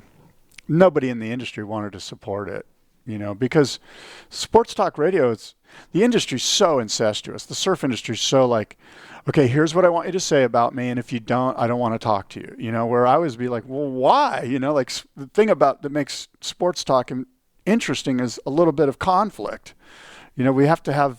We can't just make it all buttery and rosy and look at the great new Roxy thing, or whatever. It'd be like, so anyway, the industry doesn't support surf talk, and still really doesn't. Why is that, do you think? Because, as I mentioned, it's just so incestuous. Yeah, They're so protective. Well, it's kind of like, if you're not going to put out the message that we have as the surf industry, we don't want anything to do with you, because there's this evangelical notion that everything about surf has to be great, and if it isn't, don't talk about it. And that's no fun at all. The fun stuff to talk about is the stuff that's not great. And so that's one of the reasons why, and that's why there's really no such thing as surf journalism. There is no surf journalism. Surf journalism consists of, hey, Billabong's putting out a new wetsuit jacket. Let's talk about it. Can you do an article about it? No, that's completely boring. I don't want to do an article about that. Well, then you're fired. You know what I mean? There's no, the last bit of great surf journalism, as far as like print magazine, was the stuff that Brad Malekian did about the Andy Irons death. And he was completely ostracized from the surf industry after that. They couldn't believe that he would actually inquire as to the cause of death from the toxicology report. So Outside Magazine took it and went, we will do this, because why? Because we are not funded by the surf industry. Billabong's not going to pull their ads. If you did that at Surfer Magazine, you'd get a call from the Billabong people going, we're pulling all our ads for a year. Screw you. I can't believe you did this to us. And hang up on you. Not that they ever did that, but that's the kind of pressure that the publishers at the surf magazines felt. Basically, look, the surf magazines are a marketing vehicle for the surf industry. Why would you bite the hand that feeds you? I get it. It makes tons of sense. But that's why there's no surf journalism. You're not, you might get an interview with Steph Gilmore, but it better be nice and pretty, or it better be, But isn't Fox Sports a marketing vehicle for team sports? Even when they're riffing on so-and-so was, caught out with so-and-so doing that. Yeah, but those sports have matured to a place where you can talk about that stuff. And is that because of their team sports? No, I think that if Serena Williams slams her racket and cusses out a ball boy at the U.S. Open, they're going to go, first of all, everyone saw it, right? So it's like, we have to report on this. Serena, why did you do that? And Nike can't go, I can't believe you asked her that question, I'm pulling my ads, because then Nike's going to look like shit, even worse than they already do with Serena doing whatever she did. So it's just so incestuous and small, and our little bubble of professional surfing is so delicate and fragile and can be ruined at any moment, that we've got to protect it. And if you're not going to evangelicize about it, is that a word, evangelicize? If you're not going to be evangelical in your framing of the story, then please stay away. Yeah, there is a dark side to surfing. It's the best side. Ask Chaz Smith. It's the greatest side. He's doing some surf journalism in sort of a fun, witty, cheeky, bomb thrower type of way, Yeah. Yeah. That's why everyone eats it up. They love Beach Grit. I go to Beach Grit. It's fun. It's amusing. It's sort of lighthearted. It's very tongue in cheek, and does it ever taint your surfing experience? What's that? Beach Grit? No, not necessarily Beach Grit, but just learning or delving into the dark side of surfing. Do you think that affects your surfing experience? No, personally? not at all. Because I think the thing is with a lot of other sports, I'm just going to guess, but let's say that 50% of people that watch basketball don't play it, and certainly don't play it on a regular basis. Maybe they played it when they were younger. But surfers, it's the only reason that we watch surfing is because we're surfers. Yeah. People who aren't surfers, I can't imagine, what is 1% of people that watch surfing that aren't surfers, maybe? I don't know. Yeah. It's just, I guess it comes back to what what you said. It's just not a sport. It's not really. I mean, it's an athletic endeavor that we like to see one guy do better than the other through this process of subjective judging, and I enjoy the heck out of it, and I talk about it a lot. Yeah. It's really the only thing we can report on. But it's not even relatable for the general public. At least something like gymnastics, it's relatable because everyone has a floor. Everyone knows what it feels like to hang off a bar. Like, it's totally relatable, and it's amazing. Oh my God, that guy just did that on a floor? That's amazing. There's no way I could do that. Whereas the most general public, they watch surfing and go, oh yeah, he did a squat and he did that. Like, I could do that. No, you're right. Looks easy. I think that speaks to your thing about the wave pools. While there's a race to get as many of these built and get as many new people into this culture as possible so that we can get more people engaged in the sport. Probably most of them would just, I mean, in 10 years' time, let's say there's 4 wave pools in the San Diego area. Most of the regulars probably wouldn't even bother going in the ocean because surfers are the worst. Surfers are the worst. There's going to be there's going to be a wave pool in Coachella Valley in the desert within a year. That's sort of the kind of market that we need. We need one in Vegas. We need one where there's not, and when I say we, I mean the surf industry and the WSL and these people that are trying to promote surfing to the general public. They need to be in places where there aren't already a core fan base so that they can grow the fan base. But I think that the dark side of surfing is really the only fascinating side of it, you know? I mean, what are the greatest stories in sport, you know? That what are they really? Well, I guess it's, you know, we put athletes up on a pedestal.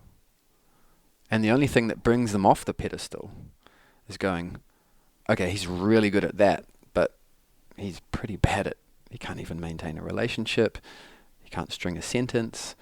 There is a dark side to, because the only way you get that good at something is by being very focused on it and only doing that thing for a lot of the time. So of course that's going to ruin your relationships. Yeah. Because you're always doing that. And that's true with all great athletes. I think a lot of them, as they mature, they realize that, and they fall back on the time they put into the sport as a younger athlete. But a lot of them don't. Yeah. A lot of them, and the strange thing is we hold them up as role models. Yeah. Like some quarterback who's amazing and has had 18 concussions and can't string a sentence, and then he loses the plot, hits someone, and we go like, oh, that role model. He shouldn't have been a role model. He's an animal who's had 18 concussions. Like, you should appreciate him as an athlete, not necessarily as a person that you want to be like in normal day life. Yeah, I agree. That just kind of speaks to our culture in general, right? Yeah. Like, why isn't there a Jonas Salk shirt that I can buy, you know, that shows my stoke for Jonas Salk and his ability to create a polio vaccine? You know, like, these are people that we need to lift up, right? Yeah. And that's just sort of speaks to the consumerism capitalist culture that we live in. But yeah, I think if the dark side of surfing was highlighted, we would have a more balanced perspective on the athletes sometimes as well. Yeah, I agree. I mean, I don't know if you read Chaz's book. He's got that new book, Cocaine and Surfing. I haven't read it yet. He makes these crazy leaps that cocaine and surfing have this love affair from way back, and it starts in Peru, and because the first surfers were in Peru, even though they weren't considered surfers, but they did ride waves in after fishing. Anyway, what he's basically saying is that it's not necessarily that cocaine and surfing have a love affair, but the best thing about surfing is acknowledgement of our dark side, that there are drugs involved, that it is a self-centered pursuit, that it's kind of selfish, that it's very myopic. And what the WSL and he specifically mentions Paul Speaker are trying to do is gloss over all that and just make surfing this like NFL thing for the general public to wrap their arms around and go, look, isn't this wholesome and great? And that's okay as long as you acknowledge the dark side. And I think Chaz's major theme of that book is to acknowledge the dark side. These guys were drug dealers. Like, surfers have always been outlaw bikers. For decades, we were looked at as like the scum of the earth.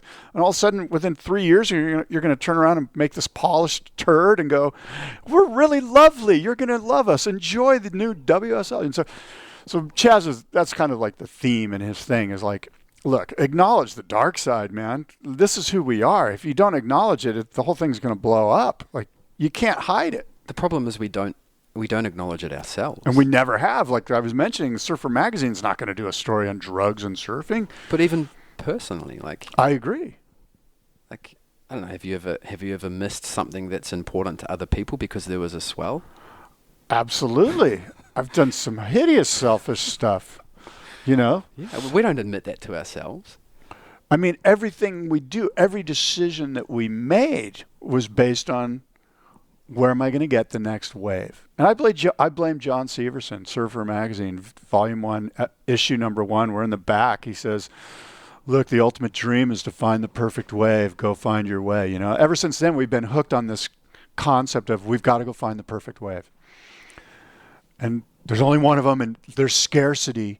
Oh my God, if you better. And so my entire life has been geared around, well, I'd like to go to Indiana University, but I'm not going to because there's no waves there. So every decision, who I marry, where I date, where I eat, where I live, the car I drive, how I dress, the way I talk, everything's been dictated by one thing, the pursuit of riding waves.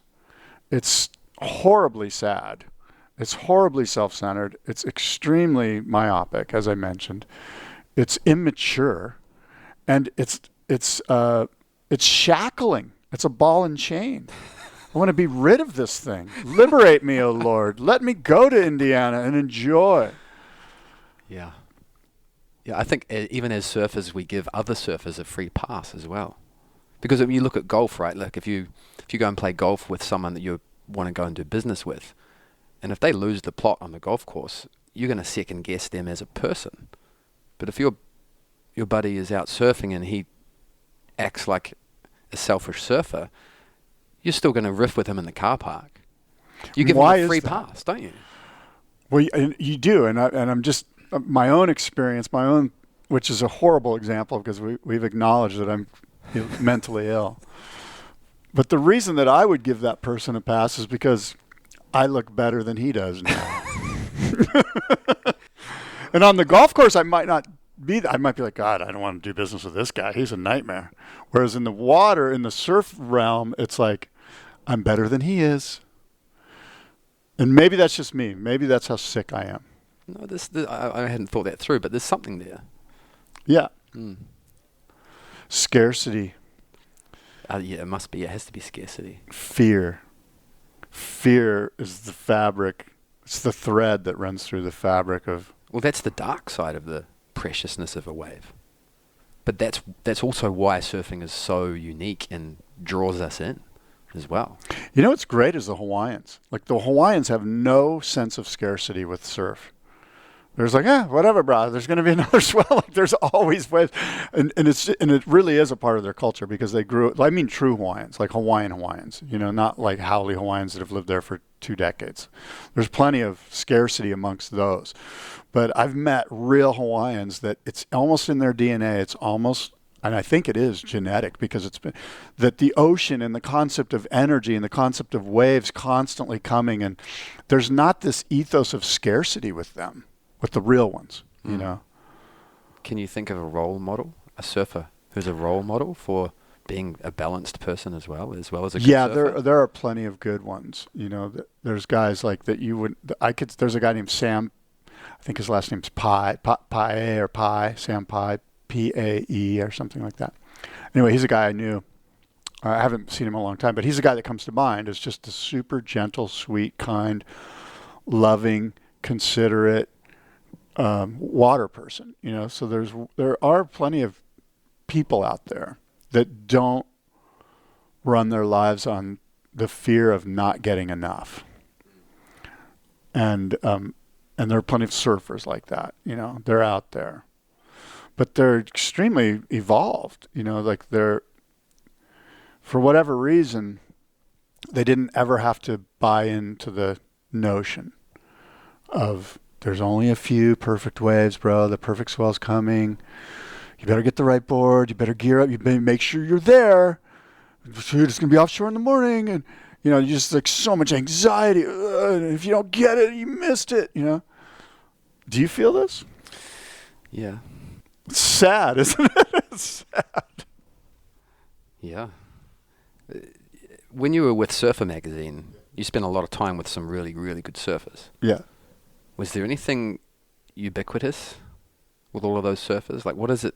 Is there anything you can point to that why they were so good?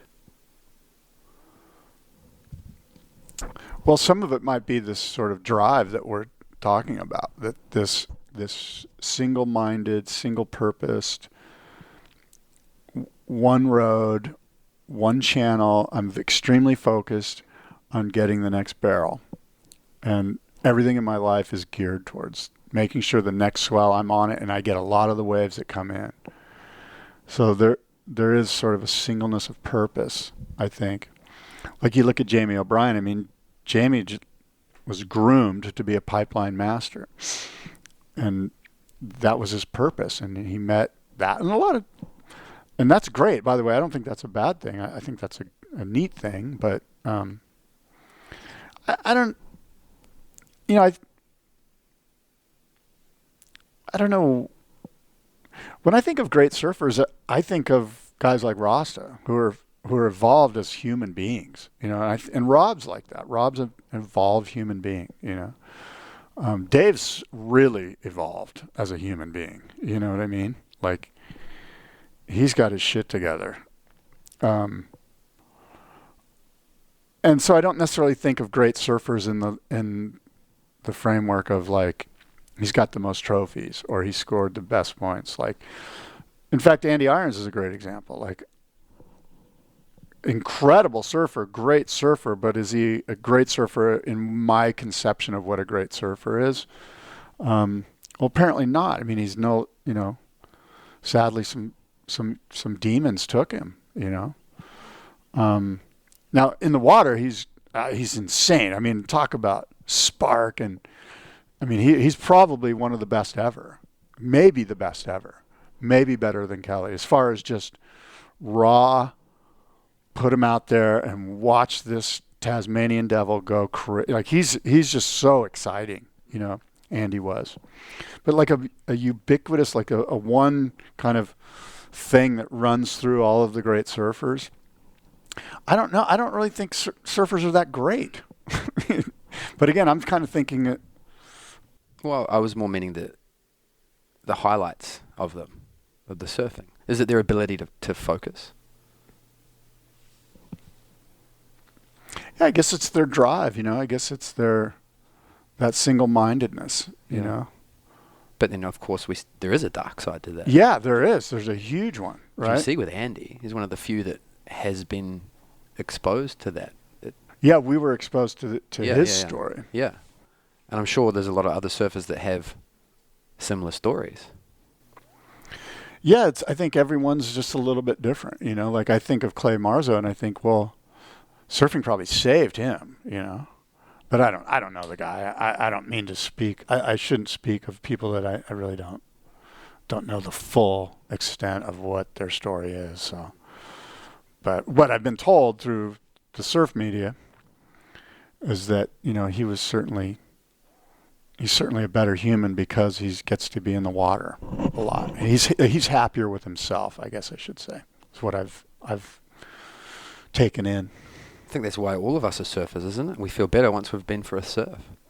Absolutely. Yeah. There is no doubt. We kind of started the conversation with that. Yeah, we look forward to the next swell. I'm a happier husband, a happier father. Yeah. Surfers are the worst, but surfing is the best. Exactly. It's a 2-part bumper sticker. Yeah, the dark side and the light side. It's the key is to just be liberated from.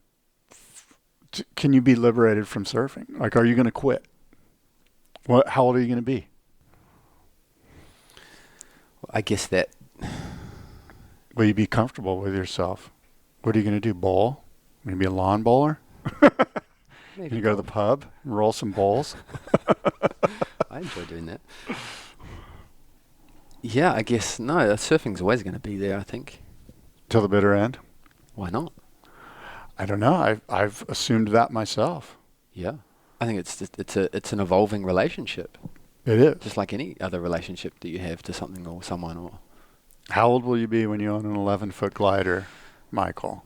I'd like to get one now. Good answer. I'm fascinated by that actually. I only just discovered longboarding last year. Oh, cool.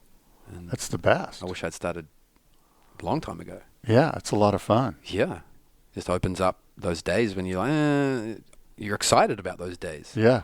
Oh, it's 1 foot and no one's out. All right, Yeah. let's go. Yeah, exactly. Yeah, the right board for the right condition. That's Mickey Munoz, right? There's no such thing as perfect waves, just the perfect board for the conditions. I sort of butchered it, but that's Mickey's famous line. But despite surfers are the worst, surfing is the best. The ocean is unpredictable. The people in the lineup are unpredictable. But there's one thing that's consistent in surfing that never changes. That's always there for us. It's essential. It's the surfboard.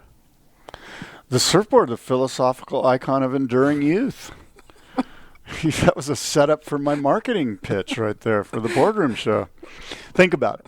You're 90 years old. Let's say even today, you're 37 years old. You're Michael. You go into surf ride. You pick up a new Channel Islands. You put it under your arm. How old do you feel? Yeah. 15. Yeah. Like a grom. Like you're just so psyched. You're just like psyched like a 15-year-old grom with your first surfboard. Surfboards have that ability to just make you feel so much like I said, they're the icon, philosophical icon of enduring youth. As an old man, we're going to be able to pick up a surfboard and be so stoked. Just like you're going to be able to pick up that super light glider and just be like, oh my God, I can't wait to ride this board. Let's go surfing. Yeah, your imagination just... It goes off with the surfboard. Yeah. It's crucial. It is. Do you remember I often say, look, we have no idea what kind of clothes Nat Young was riding when he won the 1966 World Championships in San Diego. But we know his board was called Magic Sam, and he was absolutely ripping on that thing. And when you think about, some of Kelly's victories or some of Andy's victories, there's just moments in time are sort of plotted along the timeline by surfboards and surfboard design and famous boards like Tom Carroll's Snap, that insane Rawson with that classic Tom Carroll spray job, And that's just one example of many. The Tom Curran, Maurice Cole reverse V cutback that Tom Survey shot. There's just surfboards are a part of our timeline. They're a part of telling our story. They're a part of our culture, and they will be forever, And that's kind of cool. And it's important that we don't lose that and that we don't let the surfboard become a widget, a part of, it's more than a commodity. You know what I mean? It's a part of our fabric. And the people that make them, all of these people that we just mentioned, Matt Biolos, Pat Rawson, Reno Abalera, Dick Brewer, the list is endless. There's just legends everywhere, right? They're all board builders. These guys are board builders. Mark Richards, 4-time world champion, built his own surfboards. That'll never be done again. It should be, though. What if we have a tour where you have to build your own board? You think you're a surfer? Build your own board. You want to be a pro? You're going to have to build your own boards. We don't allow you to ride anything other than boards that you built yourself. That would be cool. It's just a little wrinkle to throw. I just thought of that. Yeah, that's probably part of the reason why he won. He was so connected to his board. He literally knew every curve and scratch. Yeah. Because that was his. Yeah. And he'll have that forever. 4-time world champ that built all his own boards. It's pretty cool. It is very Guy's cool. a legend. Great style, unique. Super unique and fluid. On that note, you better tell us what the boardroom show is, because it's probably something. Oh, well, the boardroom show is when we bring together the surfboard manufacturing industry. It's kind of like our trade show. Every industry has a trade show. This is ours, and it's open to the public. It's a consumer event, and we bring, like I said, all of the surfboard builders, and it's an international show. We get board builders from all over, Europe and Japan and Mexico and Brazil and, of course, California, Hawaii. And we honor a shaper at each one, and it's just a big fun festival to celebrate the surfboard and its importance in our culture. Yeah, I had a great time. It was good seeing you there. Earlier this year. It's educational. Yeah. And it's inspiring. It Like is. you said, when you look at it, that's a strange looking board, or that's a beautiful looking board, or you hold it, it just sparks your imagination and inspires you to go surfing and buy another board, which is an investment. How many boards do you have? I've only got like 6 boards at the moment. I like the way you said that. I've only got. You're lacking. You're in need of more. I feel inadequate. You're not inadequate, Michael.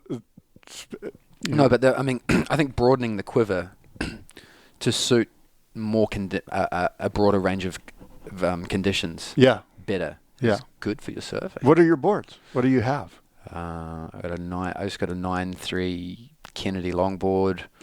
I got a 6.6 step up, Channel Islands Proton for when the waves are good, and then a standard shortboard 6.0 for when the waves are good but not solid, and then a small wave performance shortboard Groveler, and then I've got that Gary McNeil twin fin, and I've got the Andrew Kidman single fin. Cool. What's your board for Waco, Texas? Probably the Bunny Chow. Yeah. Yeah. Looks like a Bunny Chow kind of wave. I'm confused. I don't know what to ride. I don't really have the board for it, I don't think. This small wave performance shortboard. Yeah, I don't really have that. I bought one, and it's not big enough. It's not doing it for me. So I've got this like tweener fish thing that Wayne Rich made me that I think I'm going to bring. It looks like the kind of wave that you could ride any performance shortboard. It looks like it's got plenty of draw, plenty of power there.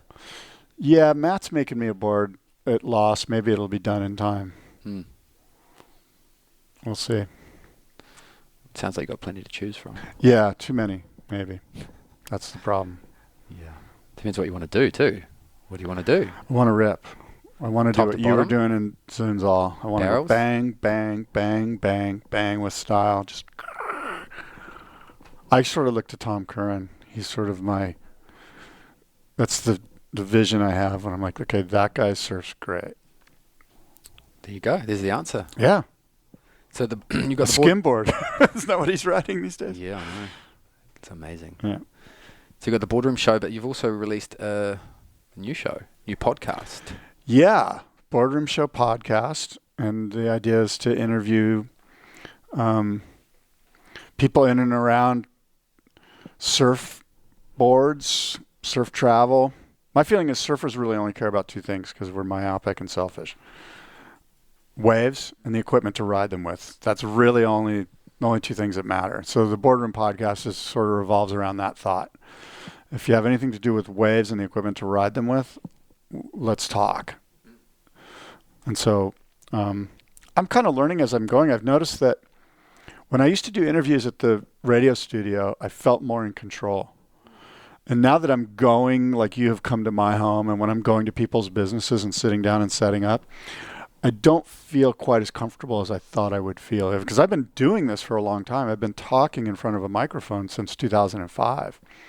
But it's sort of a new beast, and I'm sort of still trying to find my way. You've been doing this for a while, so you're probably pretty comfortable with it. Yeah, I know what you're saying. Like, it's definitely more... Like, I think that's part of the reason why Joe Rogan's so good at what he does. Because if you envision going to his studio and sitting down in his studio with his equipment, Right. it's like, okay, the pressure's on you. Exactly. So he's And I'm sure once you start talking with him, a lot of that falls away. But Yeah. you got to be on you just know you got to be on your A game. Yeah, you do. When you arrive at somebody's scene, you got to be on your A game. Are you on your A game today? I don't know. We shall see. Scott, we should do this again. Absolutely. It's been a pleasure. I would love to do it anytime. Thank I'm you not for your sure if I time. bored your listeners or not, but they've certainly learned way too much about me than I want them to know. But it can't, you've got to be honest. If you Yeah. can't be honest, then you're not going to grow, I need to grow. A lot of growth needs to occur, apparently. That's true for all of us. It's like a fruit tree, right? If you stop growing, you're ripe and you rot. Yeah. You always got to be growing. I've got some rotting fruit and I've got some new blooms. Keep it balanced. Well, until next time, thank you for your time. All right. Thank you.